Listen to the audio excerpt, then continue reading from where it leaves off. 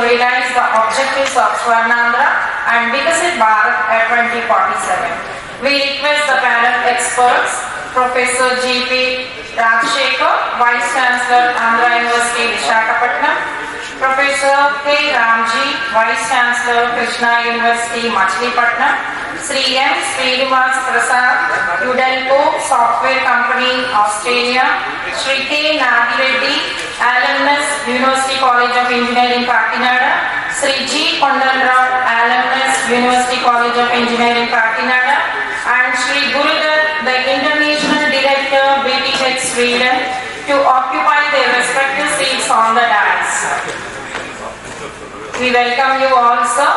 The session will be presided by the distinguished alumnus, Professor P. Uday Bhaskar, Professor of Civil Engineering, University College of Engineering, JNTUK, Kakinada.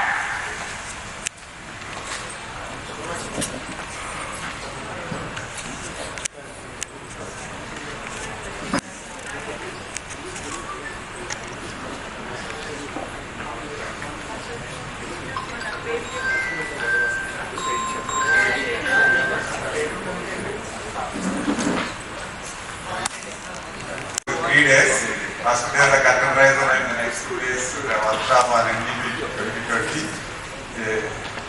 But then the problem is after having 3 days almost, we are discussing on the same things and we have almost covered all aspects of this new education policy 2020 and how we can apply it to achieve our goals on Swarna and Viksit Bharat.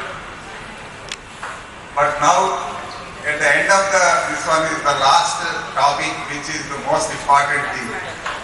Why I say is, so ultimately we have a new education policy. New education policy, who are the people who have to implement? Ultimately it is the academicians. So, the role of academicians in achieving the objectives of this Swarna and Viksit Bharat. So what is that we have to do? NEP is already there, the document is there, in that higher education is there for more than 10 pages or so. Similarly, we also have a document for Swarna and also for Viksit Bharat.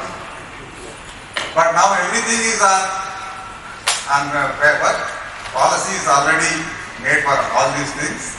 But now how, and we are also 2020 means already almost 5 years is down the line, isn't it, after the new education policy is implemented.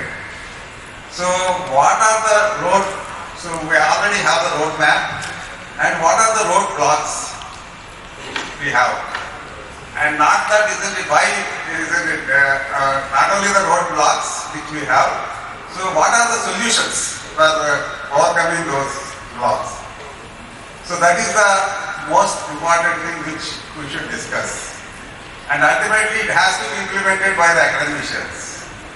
And we have discussed academicians means that it comes from,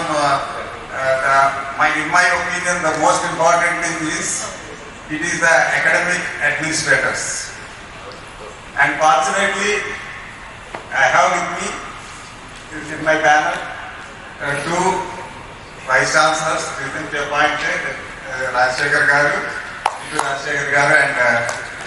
and Professor K. Ramji Garu. He is the Vice Chancellor of Andhra University and he is the Vice Chancellor of Krishna University. And I also have other distinguished academicians. So, and because people are telling that it is also the internationalization of the education, isn't it, whatever.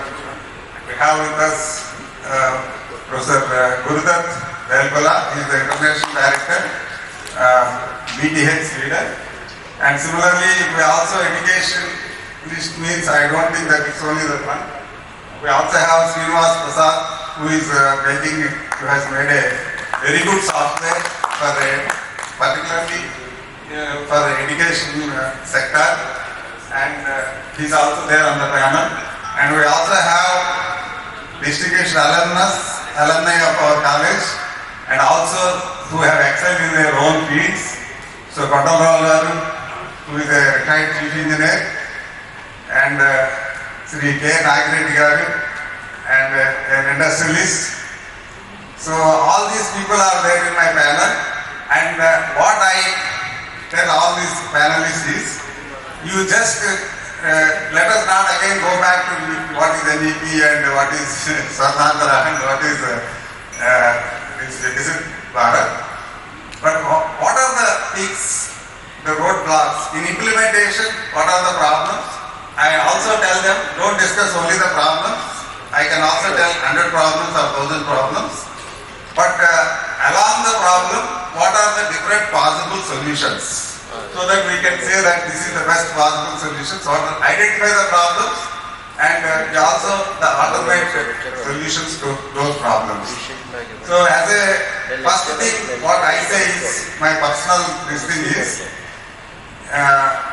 for any institution, for academicians means, of course, everybody, right from the contract faculty to the vice chancellor, everybody is an academician.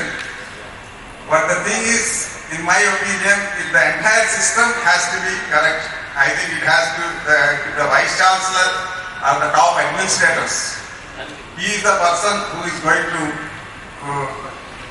take all this one, and everything depends on them only.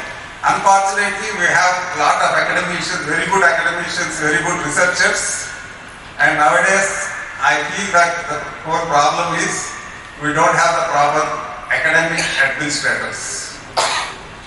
And I think, how to take, so not only the academic administrators means, I don't say there will be very good academic administrators, but the thing is, there is also going to be, in my opinion, a good academic administrator is the one who will be able to perform even under adverse conditions. There are so many issues. There may be, so I can do very well if there is no political interference. Isn't it? I can also say that, isn't it? I can do well if all my faculty are good. So anybody who will sit here, he will be able to do that one. But the only thing is how to do all those things, isn't it? Suppose if there is a political pressure, how to resist that one? If your faculty are not motivated, how to motivate them? If your faculty is not qualified, so how to improve their quality? So like that there are several solutions, and they all have to ponder on all these problems.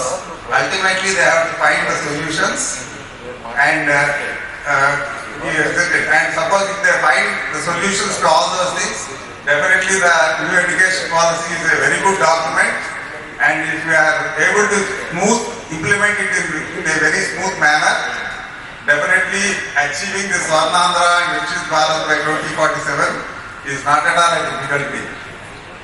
So I think because this is the last session and there is also time constraint, and our Vice Chancellor is asking us to close it by 4:30. If not 4:30, we should be able to close it by 5. And now I give it an opportunity to my panel members, one by one. Each one is only 5 minutes. So in that 5 minutes, you make it a one.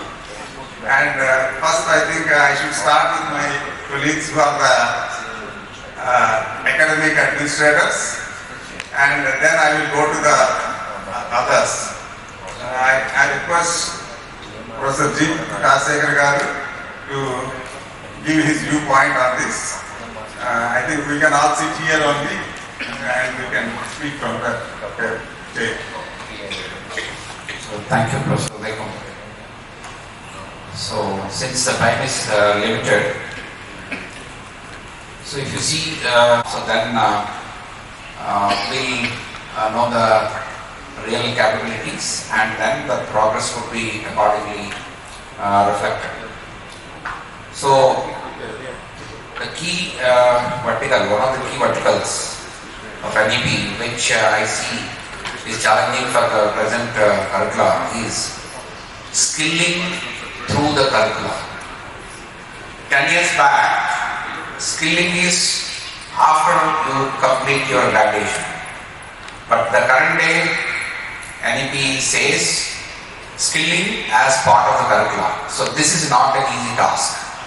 So as academicians, unless we quickly respond and revise the curricula where our curricula incorporates a reasonable component of skilling, then we won't be able to achieve. Student innovations. So this is all the institutes have been encouraging, no doubt. So we send them for various competitions, hackathons, robo clubs, competitions, etc. But they were never credited. So we treat them as they are club activity. So these are some associations activity. But again, NEP says, how do we bring these as part of the main curriculum? If not large amount of credits, but some credits. So this is again another challenge. It's not easy to implement because these innovations, everybody would say, I spent my blood and oil night out, I have done this drone and you credit me. So how do you assess? So you have to devise as part of the curriculum. So this is one thing I see it's a challenging as academician as part of that. And another challenge that we are receiving recently is implementation of MOOCs. It's a huge challenge. So we are saying particular components you are allowed to do. Students are large number they are inclined to do, but at the end of the day they are not able to produce the results because they are not completing on time and then they are not submitting the certification. So this is a great challenge I have seen. So that means when you give a leverage, there should be a foolproof mechanism to close it. So that is missing. So that is one thing which I see it. And capacity building. So we are having a lot of FTPs, but are we measuring the outcome of the FTPs? That is missing. So unless we measure the FTPs in some metric, then tell them you rate the faculty as per the metric, so it's difficult because just because the faculty attended to FTP in quantum computing, we cannot send them to the students, right? So we have to introduce some metric, so that is one thing. And as an academic institution, when we are working with government, every half an hour you get an email or WhatsApp message that you have to submit data on this, data on that. And every organization is running pillar to post to generate data because we don't have good governance modules. So every organization should have a good governance structure so that the data is on fingertips and every time incremental data should get populated. How is that possible? Every stakeholder has to plug in as per their workflow. So these modules are very much required and I'll come back again if I have time. So now I request my other colleague and the Vice Chancellor of Krishna University, Ramji Garu, to tell his viewpoint.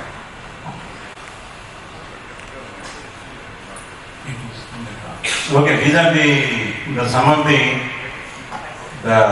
major problems. An ineffective regulatory system or lesser emphasis on research and suboptimal governance, proper ecosystem is not there in the academic institutions. Then some of the objectives these are the main objectives what we have to achieve. The capacity building, skill development, just now what is mentioned by the 21st century skills. See here, the morning Nagaraj Garu mentioned about the skilling. If you see the skilling of the developed countries in India, where we are like, even the faculty, the skilling don't use the word of with the students.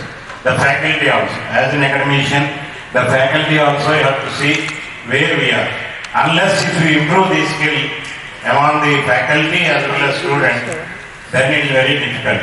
When we will go to the double digit minimum, the double digit of these 21st century skills. See, if you, another important point is just now Bharat has mentioned about the SWOT analysis. How many we are really taking a sample, stakeholder feedback, resisted feedback. That in reality we are not doing much, only paperwork we are doing. And upskilling, reskilling, these all, again we have to think, about these already a lot of people are explained. How much time we are spending their career planning as well as their career development. How much the percentage we are giving in the curriculum as well as in their in the semester 4 months. See, these are the future jobs. Have you made any steps towards in that particular direction? See, the job titles: prompt engineer, AI ethics officer, metaverse architect, drone fleet manager, digital specialist, carbon footprint analyst. Have you done any exercise in this particular direction? These are some of the future jobs creating in this particular world. See, we have to see that how best we have to educate the student towards skilling. If there is no skill, no future, please.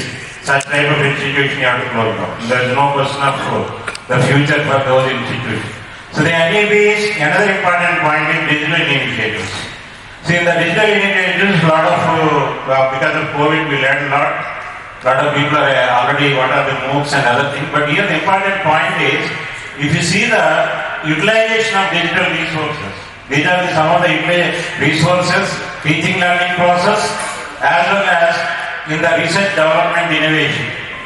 The pretty thing is, these resources developed by India because of shortage of faculty, of liberalization, globalization, privatization. If you see the hitting rate is more in Western countries, European countries and Asian countries. Very little bit people are using in India. That is very one point we have to realize. The second point is, recently quantum technology introduction course is initiated by this NPTEL, SWAYAM. 5,000 students are faculty registered. For examination, only 100 people are registered for examination.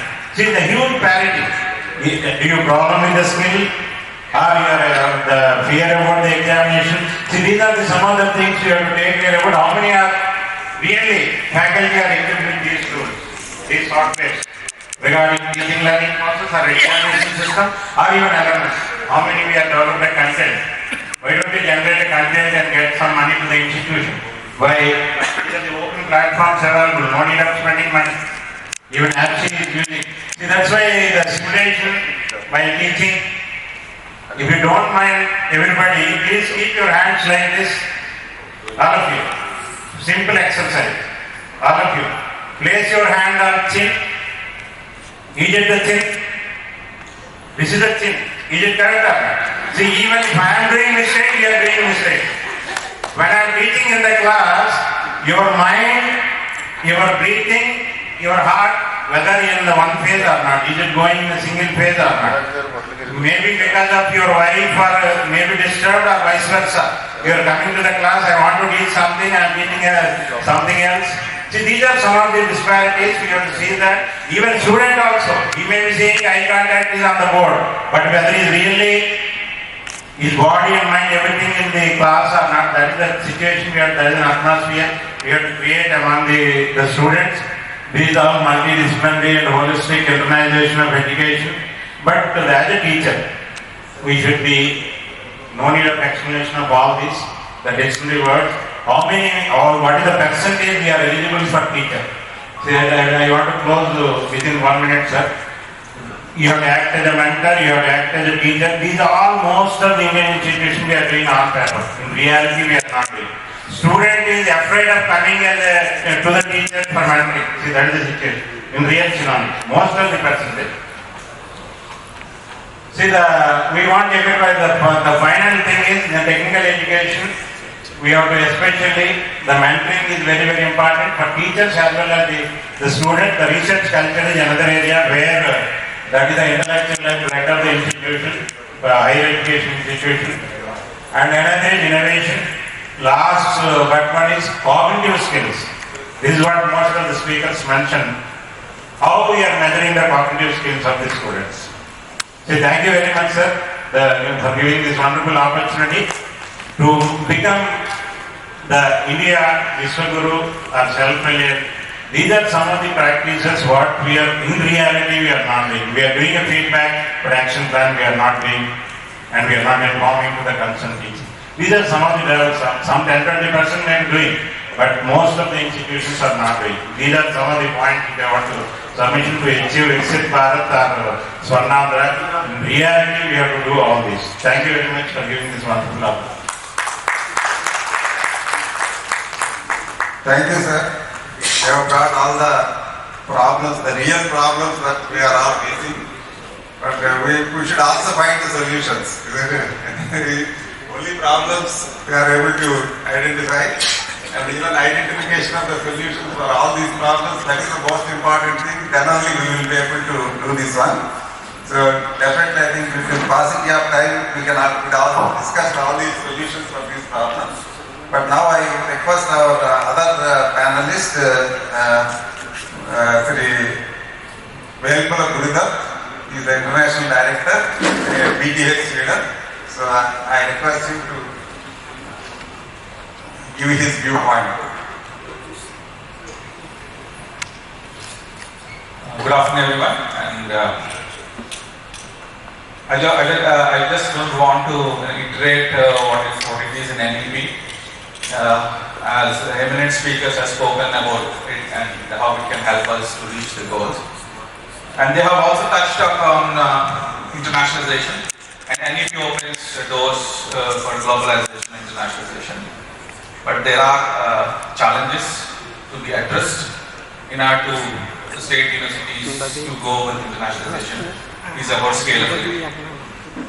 How the internationalization could be scalable so that the outreach of hundreds, thousands of students can benefit with internationalization. Today, I have been collaborating with the states of Andhra Pradesh and Telangana and also a couple of IITs.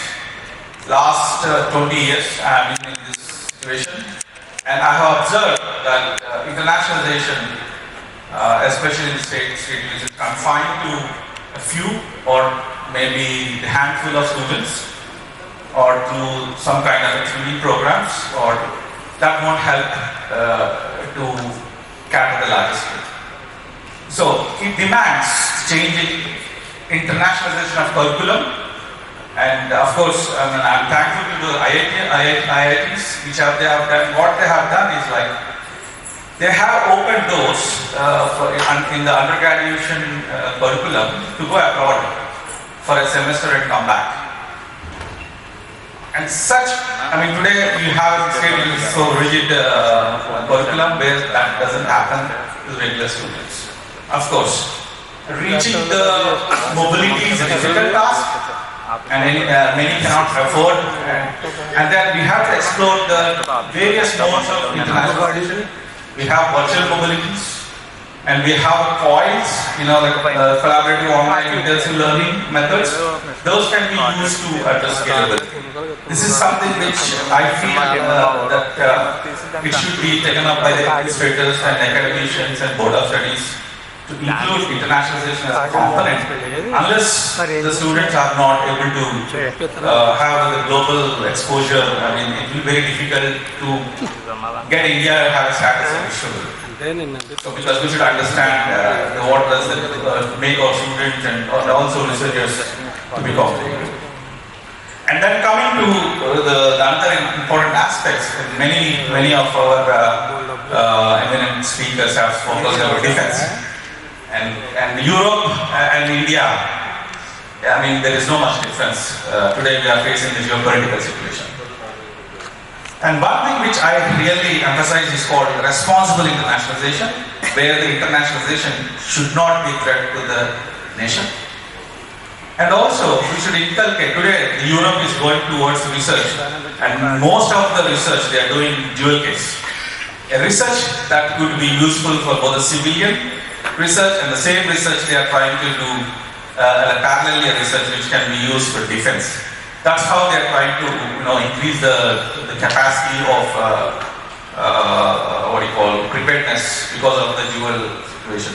This is something also because being self-reliant, it's very important and have resilience and also able to defend ourselves from the enemies. So the research should also connect it to the defense, the point requirement, and also internationalization. Collaborating with right international partners who are friendly would help us in terms of research. And then coming to the there must be a strategy. I mean, we are talking about internationalization. Each university should have a specific strategy, how they have to achieve their goals and alignment to the roadmap to the Swarna 2020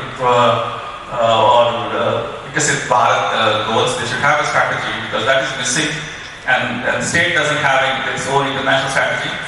And each and every institution in Europe or in Sweden, we have our own international strategy and how we should go and get as a there. And these are some things can be inculcated, and of course the best bring that from the and then also very important aspect is that Sweden is a country of less than population of India, for population of Hyderabad. And we have 36 universities. And I have seen some speakers were against having expansion of universities. The universities could happen. What is unique strength is that they form consortias among the Swedish universities. They form consortias. And among the European universities, they form consortias and develop and do research on same thematic areas. This is where actually our state universities has to collaborate together and identify a thematic. What's happening in Europe? I just want to take a minute, sir.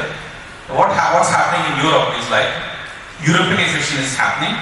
That means that entire European countries are forming alliances. Today we have 67 alliances out of made up of 650 universities. So that and then within the alliances are formed from southern Europe, northern Europe, western Europe. I mean, if you just look at simulate to the situation of India, we have different universities and different states, and if you see, Romania is not well advanced in Germany, and we have different paradigms, but they are forming an alliances to drive the research so that Europeanization can happen. Exactly the same way the Indianization should happen. This is what something I want to just put it into mind that inter-institution collaborations are quite crucial to address. Thank you. So thank you, Guru. So I think you have given a very good picture on internationalization and what are the problems and other things. So I think consortia, not only the international one, we can also hear this one. I think now I request G. Kondarao Garu to tell his viewpoint on this. Thank you very much. వేదికరానికి అందించిన పెద్దలకు ఆహుతులైన పెద్దలకు అందరికీ నమస్కారం. నేను తెలుగులోనే మాట్లాడతాను ప్రస్తుతం. So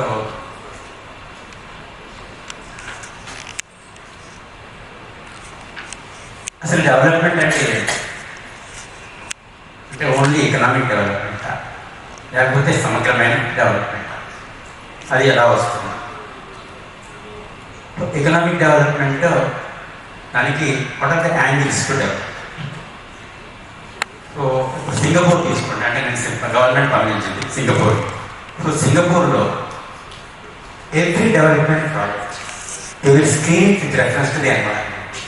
so environment ఫ్రెండ్లీగా చేయగలిగితే then only they will clear that project. So అంటే మన వాట్ ఆర్ ద రిసోర్సెస్, మనకి ఎలాంటి నేచురల్ రిసోర్స్, ఆ రిసోర్సెస్ ఎలా మనం దాన్ని ఉపయోగించుకుంటున్నాం, దాన్ని ఎలా సస్టైనబుల్గా యూజ్ చేసుకోవాలి. మనం సస్టైనబుల్ డెవలప్మెంట్ అంటున్నాం, SDG sustainable development goals. So అంటే UNESCO, United Nations Organisation itself has identified the very fact that the development should be sustainable. So what should we do to make the development sustainable? So unless మనం దాన్ని environment ఫ్రెండ్లీగా, eco ఫ్రెండ్లీగా, biodiversity ఫ్రెండ్లీగా, అలాగే equity, that's another angle. So మనం academic institution, so మన పిల్లలకి ఏం చెప్పాలి? పిల్లలకు డెవలప్మెంట్ అంటే ఏంటి, fundamentals. And we should do that angle, that human angle, that equity angle, the environment angle. Unless we introduce and make it mainstream into their minds and hearts. So they will see development as only an economic development. So economic development, as we see, GDP $4.18 billion. We have become number 3 or number 4.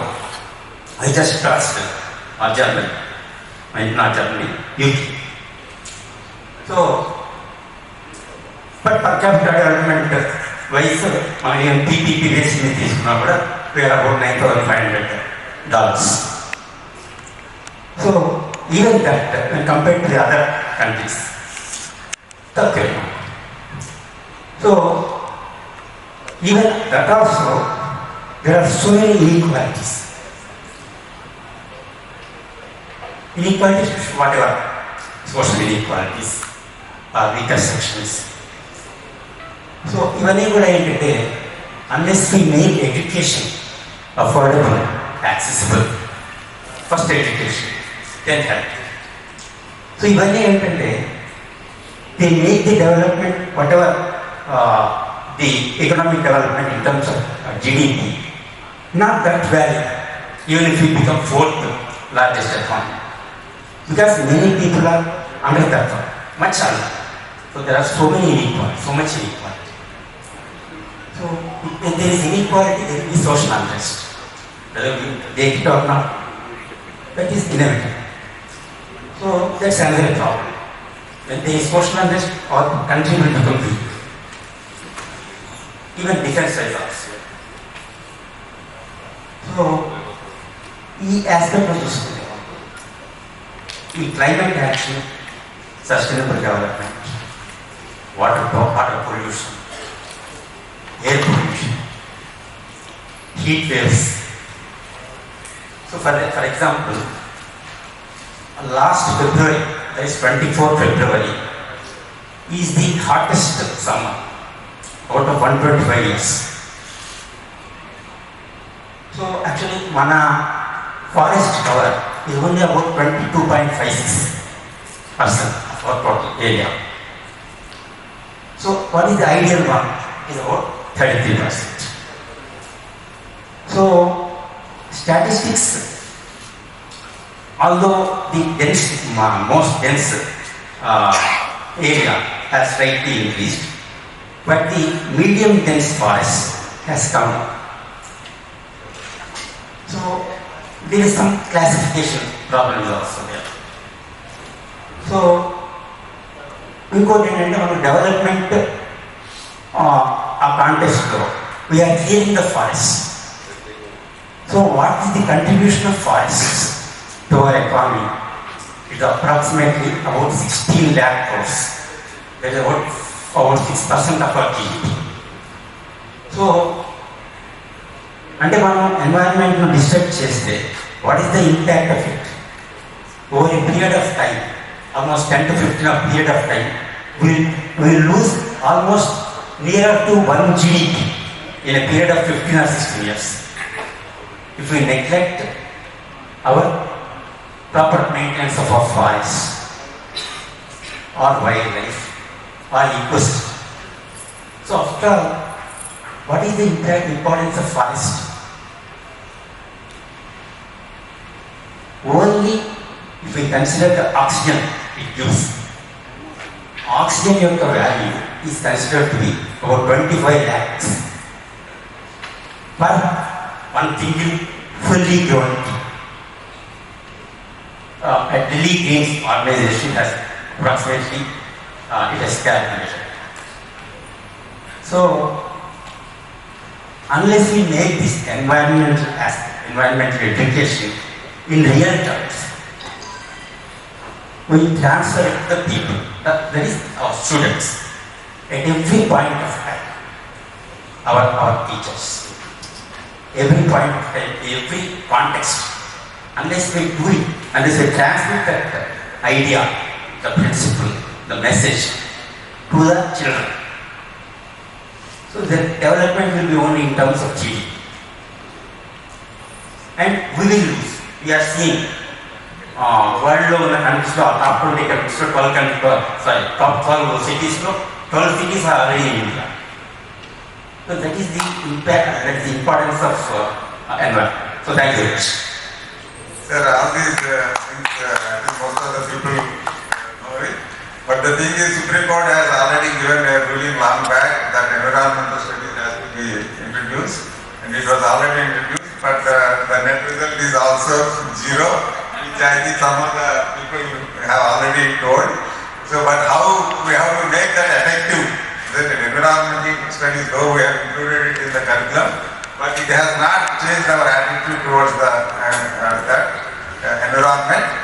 And how to do that one, I think it is better we discuss on that. I think maybe at a future time we will discuss on that. I think now it's time to request Mr. Srinivas Prasad.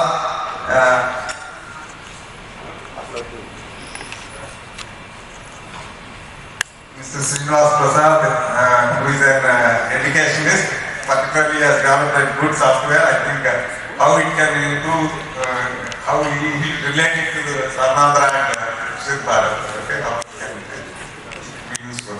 Thank you. Andarki namaskaram. Good afternoon, everyone. So, first of all, many thanks to all the organizers and the dignitaries here. It's an excellent conference that brought us industry and academicians on one place, and probably this is the place where it's all going to start for the big change that is required in the reforms in the education industry and things like that. So at the national level we have the Viksit Bharat, but after listening to all the lectures, it's very much clear that human development is at the center, and that is going to be the most important incubator for all the sectors, industries in order to develop and contributes towards the economic progress, where we are looking at Swarna with $2.5 trillion economy by 2047 and things like that.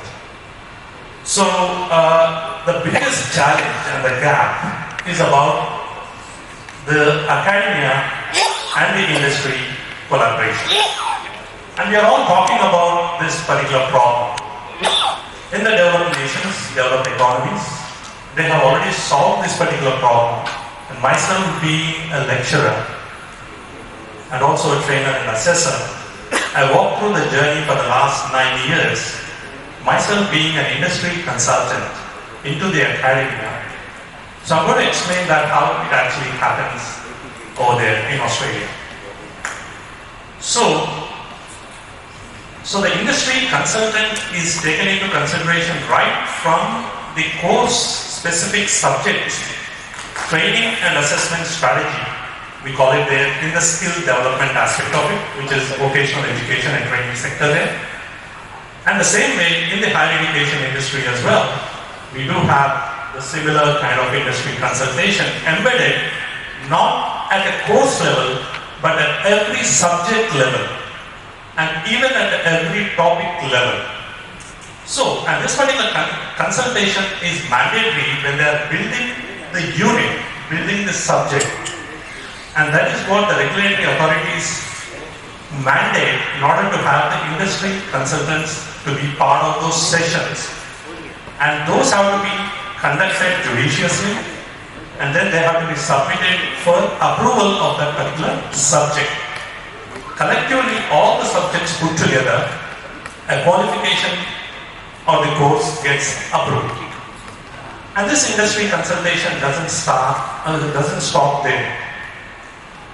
It's also required for the industry consultants to be part of the lecture sessions every semester, and within every semester, there is also, at the end of the semester, we are going to validate, moderate every subject along with the industry consultants available. And all this gets audited regularly, especially every year and things like that. So, Our education system requires the trainers, assessors, lecturers, professors to be continuously connected to the industry, maintaining their currency of the industry skills, as well as the industry experts continuously involved throughout the journey of the course development, course dissemination, and also preparing the exams, preparing the assessments, assessing the outcomes and things like that as well. So this is how it is done in Australia. That is how they have bridged the gap between academia and the industry. Professors, lecturers, and the trainers and assessors have to remain current in their industry practice on so many ways. Conducting workshops, attending industry events, right? Contributing to the industry and things like that. Now, coming to the structure of vocational education training and the academia higher education. So we have various qualification levels. It starts in Australia, for example, certificate 1. Before that, like short courses where it does not have an accredited degree, but they do contribute in terms of some credits. Short courses, then certificate 1, certificate 2, 3, 4, then diploma, advanced diploma, graduate diploma, and then afterwards bachelor's degree, graduate certificate, and then graduate diploma. And then we have this particular, after bachelor's degree, the master's degree and the PhD and things like that. So the reason I'm telling this particular thing is that this particular structure or the qualification framework is where does this industry consultation enter in between all these particular stages. So it actually functions right from every short course until the master's degree and even the PhD aspects of it in terms of industry collaborations. At every level, there is industry consultation which is mandatory. It is mandatory not just by the respective institution or the university, it's mandatory from the regulatory authority, and they want the proofs when they audit every year. So now this is clear. So I'd like to quickly get into the aspects of the session plans. When the lecturer and the trainers and assessors teach in the colleges, the session plan is a regulatory and very compliant document that has to be maintained judiciously, where the trainer or the lecturer specifies what PowerPoint presentation, what video is being played, what case study is being explained, what discussion is happening. Every pinpoint of it is available in the session plan, and the session plan should be correct. Industry standards, industry involvement as well. So this session plan's maintenance is one of the most important to ensure that the learners get the correct skills and the knowledge in the classrooms. Now, and apart from that, collaborations with the industry in terms of joint research programs, it has to be like a national mission.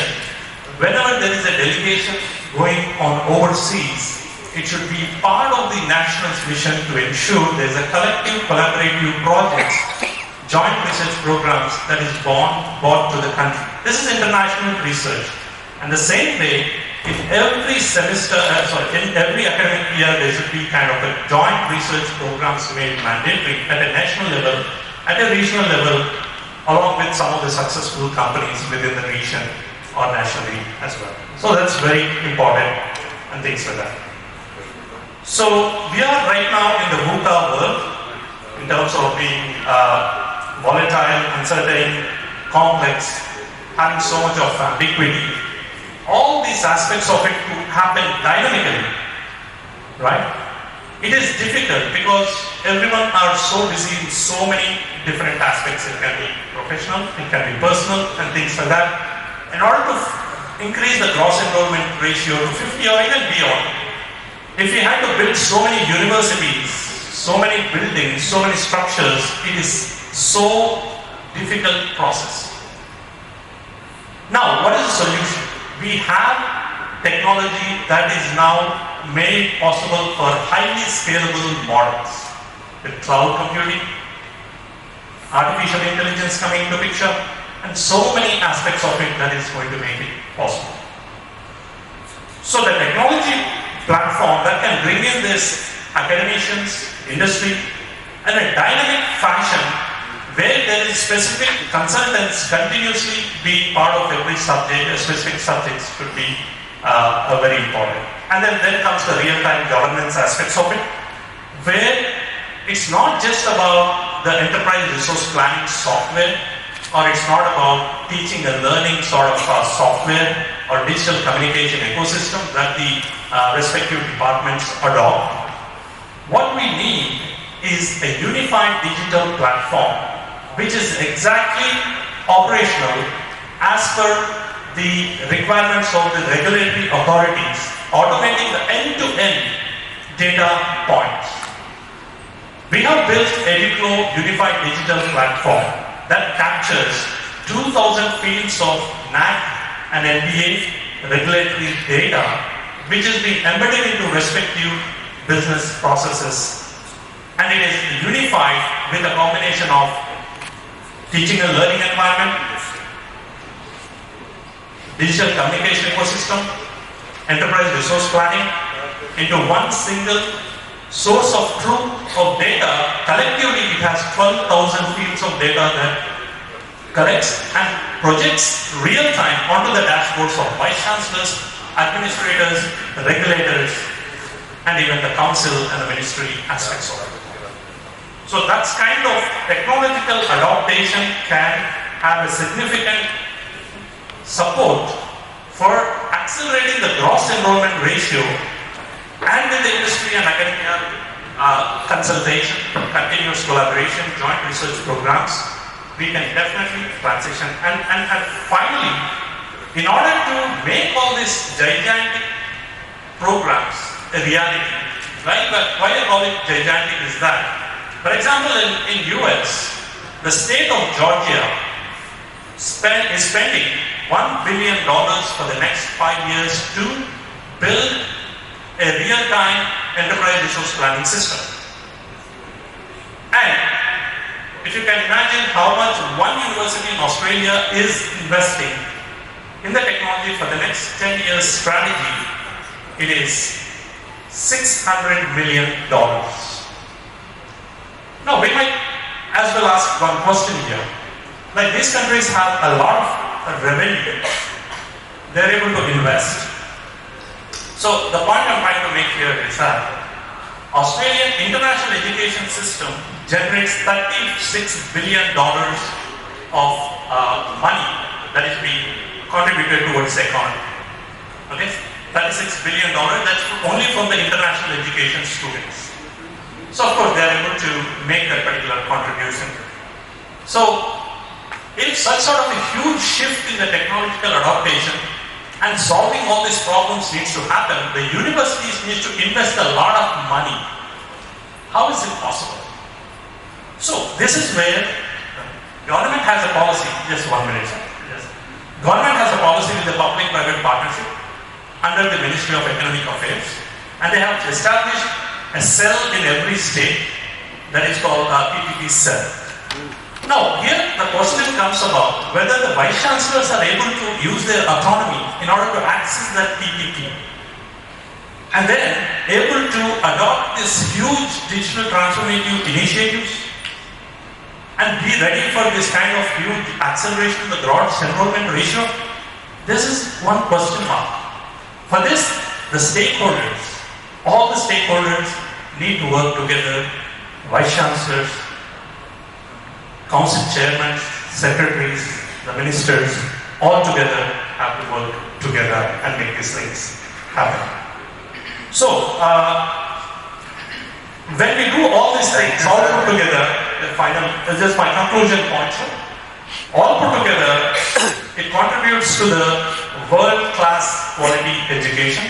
So quality in education contributes to quality of citizens, and quality of citizens contribute to quality of the society and the culture, and this is the source of advanced development, which is nothing but Viksit Bharat, and equating for rapid economic progress in Andhra Pradesh to create Swarna Andhra Pradesh. Thank you very much. Thank you, sir. We understood. I think it's a little elaborate.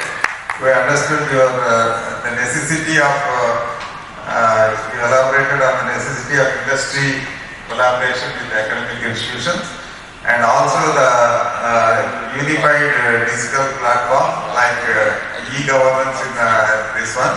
We say that there should be e-academic governance. Isn't it? Some similar to that one. Thank you for this thing. And now I request our friend Nagreddy, and so to say his viewpoint on this one. He is a trainer, not only an industrialist, he is also a trainer, basically. Thank you. Uday San was just saying something about academic administrator and beyond. That's why we call the commission as Guru. G-U-R-U.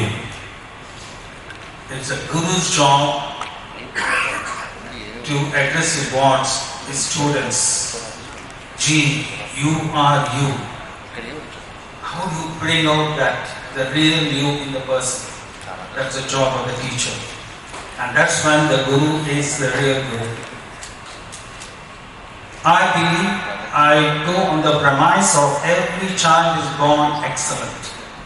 It's the way we condition over the period of years, we ruin them. We leave it back to the Gurus to mold them and bring them back. Tough job. But it can be done. So ladies and gentlemen, I just had a few words to what my predecessors have been saying here. Just to say, the Guru or the academician, what is its role in the current scenario? Vis-a-vis Swarna, Bharat and Viksit. Swarna and Viksit Bharat. It's very simple. The Guru fundamental trait has to be something like this. If they are already like that, it's well and good. If not, well, we can't. See, this is one important attribute. We need the Guru or the administrator or the academician to have peace, space, and grace. And with that, every student who he or she is going to address, these are the ones who are going to have holistic transformation. I come from the industry where we don't look into the marks. We see the holistic outcome, what my new hired person can contribute to the company. Pathetic? They don't know anything much, apart from what a bookish knowledge. And this is what has propelled me over the last decade. I've been conducting a lot of trainings for a lot of students, especially the first years, who come out here and various other colleges. And I found it's well taken.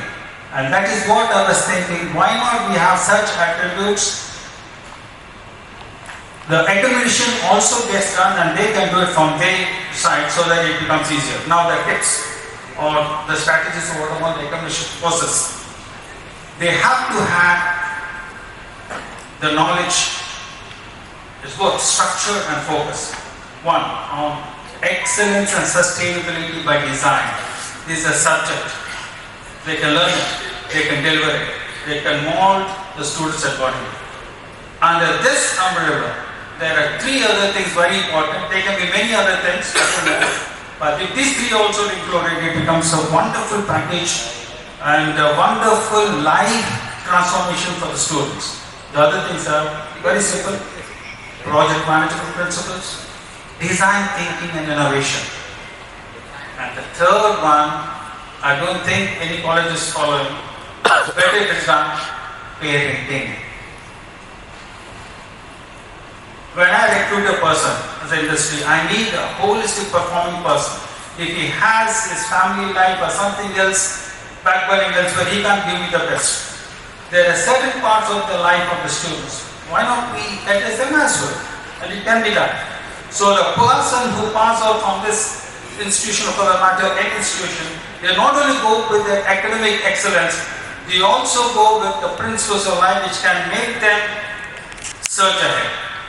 I come across a lot of students, the normal thing they say, had I known earlier, I would have been different. Tell them, don't teach them. Thank you, ladies and gentlemen. That's it for me. So thank you, Nagarajan.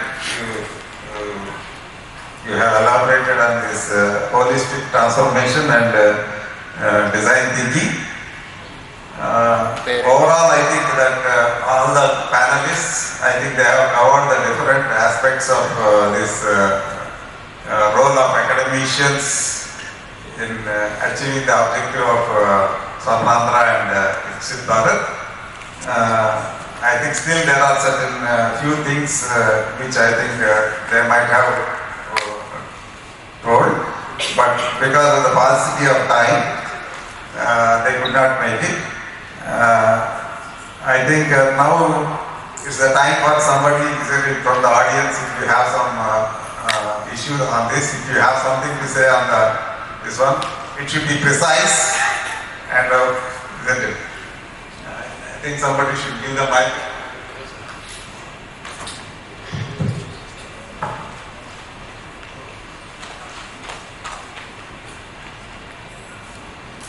And for 1 minute only. And that too, it is as academics and Viksit Bharat. Yes, exactly. Because I agree with the proposal of real-time governance one.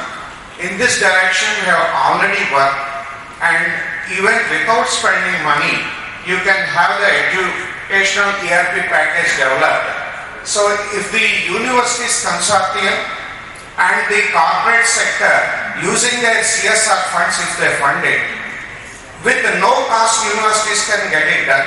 CSR funding will be spent and you can develop the educational ERP, for which in fact in 2015 we have submitted a report also. So thank you. I think already our Prime Minister Modi is telling one nation, one subscription. Similarly, he can also say that isn't it one nation, one real-time governance or unified digital platform. He can make it and he can give it to all the institutions. That is Anybody else? That is what is called as Samarth. Samarth platform is there. Yeah, but whether the platform is really someone or not, that also. And Samarth not only supporting ERP, accounting, examination, all three together we can do on Samarth, but at present giving 2 years, later whether they will continue or not, by that time we have to develop, that is the question mark. One thing sir, ERP is consolidated one till admission till award of the degree. Everything will be done automated. Your reports which you are asked by UGC, AICTE, everything can be auto-generated by storing the database at the level of 3. Sir, one clarification. So you were mentioning about an ERP, but when it comes to in the education sector, a unified digital platform includes teaching and learning environment and a digital communication environment, then the ERP for the administration and things like that. Now, the difference between Samarth and what we have developed, Samarth is not a real-time governance platform. It's an ERP. The real-time governance platform is end-to-end data which comes around 2,000 fields of data of NBA and NAC. Regulatory data requirements making it real-time. But Samarth has covered approximately 1,000 but not entire 2,000. So it's not a real-time governance platform. No, we can make a real-time governance We already innovated. EduFlow is the world's first real-time governance end-to-end digital platform for higher education industry. We have already built it. So I'll introduce to you when the time is possible. Thank you. There is some change has happened and we are still have to expect the results because after NDP only many of the affiliated colleges, they have all become autonomous colleges. Nearly 60 colleges have become autonomous in the last 3-4 years. So that is all because of this new education policy only. So it's going on. But what are the actual So how it is going to help this Viksit Bharat and Swarna? So isn't it? Is that we give them autonomy, but is that is going to help the country, isn't it, in achieving our objectives like Swarna and that's what we need to get. So, you see, National Credit Framework is a major component of NEP. So recently Ministry of Education has organized a workshop where they have declared that out of state universities and other institutions, 80% have already implemented National Credit Framework. So everybody has to come as a consortium out. So then it's 5 years. So the measurable outcome of NEP is already available and the documents are available. So there will be a review on 29th and concrete recommendations, future course of action will also come. So it's available. Anything, anybody else?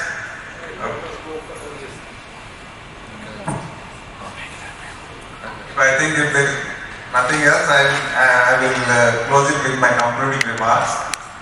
So I know that definitely it is the role of the academicians that if we want to really achieve the Swarna Viksit Bharat, what my feel is, of course, every part has its own role, but the major part has to be played by the academicians. And of course, now there are different institutions, there are public and private institutions are there. So there are different problems in public institutions and different problems in private institutions. So all those things have to be sorted out, isn't it, if we want to really achieve this Swarna and Viksit Bharat. So I think we need to deliberate more on these problems because the problems in these two sectors, they are not different. And though we are calling them as private colleges, for example, if you take in our state, we say that we are all of them are self-financed this one. But more than 50% of their finance is again from the government only in the form of fee reimbursement. In a way, I think they are also some sort of the public institutions only. So, and their accountability, how the money that is being given as fee reimbursement, is it really helping the society? Is it, and that also need to be evaluated. And all these things are a very big problem. And definitely we have a very important role to play, all academicians, and we need to deliberate more on this and make some concrete recommendations to the government, both to the state government and to the central government, so that we will be really be able to achieve this Swarna and Viksit Bharat as envisaged in those plans. So thank you, Ananda, for giving me this opportunity. Sir, what is the question you asked already summarized, but the thing is JNTUK Kakinada has done extremely good, giving autonomy to 60 to 70 colleges. Almost 50% of the colleges got autonomy. No Indian university till now has done that. That is the real achievement. What you said 5 years is a real achievement. And another thing is, what is the program they organized today? The eminent personalities. All of you take that as your future. Whenever you are organizing, you organize such a wonderful events. You plan like that. Thank you. Yeah, definitely. If all those autonomous institutions, if they do wonderful, then when they do wonderful, then we congratulate our JNTUK. Okay. Thank you, Ananda, for giving me this opportunity. Thank you, sir. The output of this panel discussion is quite informative and thought-provoking. Now I request our Honorable Vice Chancellor, Sir, Professor C.S.R. Prasad, to join on the dais and launch the old Jubilee celebrations logo amidst the panel experts.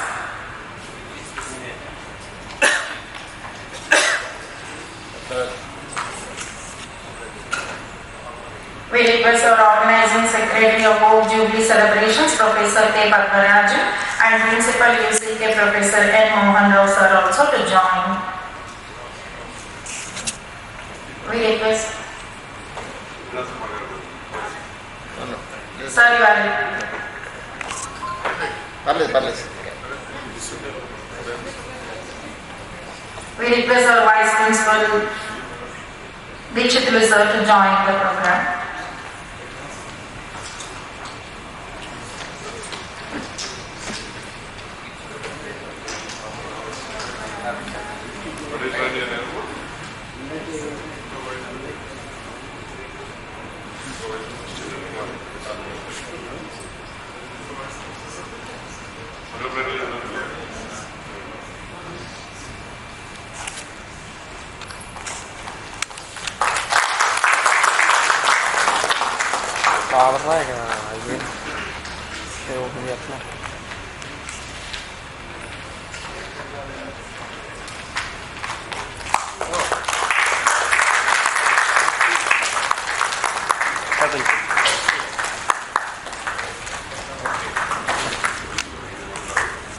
Sir, please, sir.